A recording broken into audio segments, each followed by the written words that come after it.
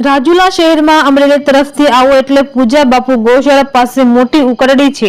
ત્યાં પાલિકા દ્વારા શહેરભરનો કચરો એકત્રિત કરી દરરોજ ઠલાવવામાં આવે છે, પરંતુ આ કચરાના નિકાલના અભાવે અહીં મોટી દુર્ગંધ વાસ આવતી હતી અને રાજુલામાં પ્રવેશતા બસમાં કોઈ પેસેન્જર બેઠા હોય તો આ દુર્ગંધથી જ ખબર પડે કે રાજુલા આવી ગયું છે। ત્યારે આ ઉકરડી દૂર કરવા માટે અવારનવાર રાજુલાના શહેરીજનોની માંગણી હતી।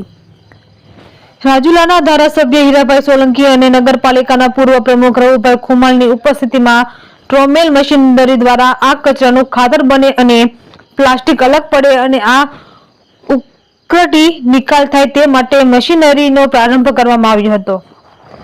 વર્ષો જૂની આ સમસ્યા ઉકેલ તરફ આગળ વધતા શહેરીજનોમાં આનંદની લાગણી પ્રસરી જવા પામી હતી।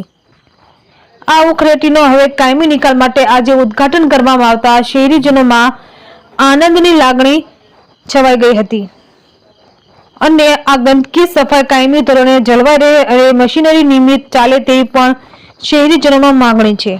આ તકે હરસુરભાઈ લાખણોત્રા, ચેમ્બર ઓફ કોમર્સના પ્રમુખ ગૌરંગભાઈ મહેતા, બકુલભાઈ વોરા, માર્કેટિંગ યાર્ડના ચેરમેન જિગ્નેશભાઈ પટેલ, જિગ્નેશભાઈ ત્રિવેદી, કમલેશભાઈ પરમાર, ગૌતમભાઈ ગુજરિયા, રાજેશભાઈ ધાખડા, હિંમતભાઈ જિંજાળા, વનરાજભાઈ વરુ, મહેશભાઈ ટાક, શહેર ભાજપ પ્રમુખ પરેશભાઈ લાડુમોર, પૂર્વ પ્રમુખ જયંતિભાઈ જાની સહિતના શહેરીજનો ઉપસ્થિત રહ્યા હતા। રિપોર્ટર મનીષ મહેતા, રાજુલા।